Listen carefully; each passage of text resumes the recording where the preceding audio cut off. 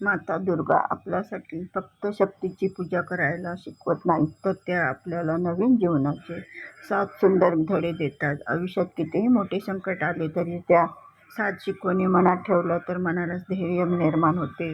7 पैकी 7वी शिकवण प्रत्येक भक्ताची नक्की ऐकावी. चला तर जाणून घेऊया 7वी शिकवण माता लक्ष्मीची आणि माता सरस्वती, माता अंबिका, माता दुर्गा, तुळजाभवानी माता. सगळ्या मातांनी आपले महत्त्वाचे सांगितले.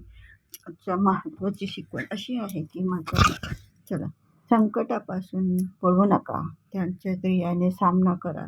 मातेच्या स्वरूपात आपल्याला शिकायला मिळते की संकट आले म्हणून घाबरायचे नाही, परिस्थिती कठीण असली तरी ध्येय सोडायचे नाही.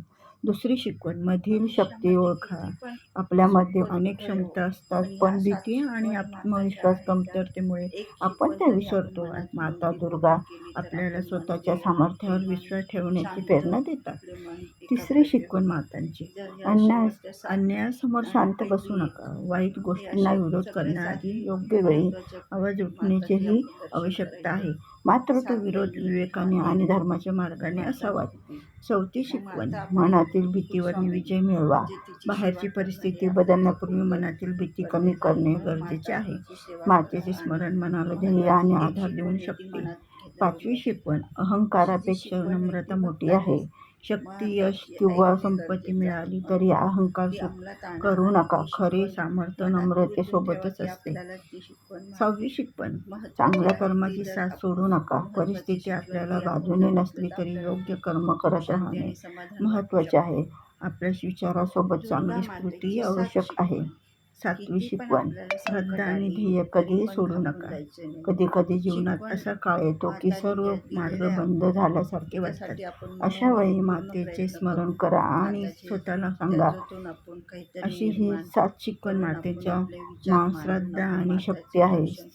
मी न घाबरणार, मी नाही हार मानणार, असं शेवटपर्यंत जर मातेचे संदेश आपण मनात ठेवले तर माता आपल्यावर प्रसन्न होते. माता दुर्गेची शक्ती म्हणजे फक्त पूजा नाही आणि प्रार्थना नाही, तर त्यांची शिकवण ही आपल्याला जीवनात उतरवणे ही देखील खरी शक्ती आहे.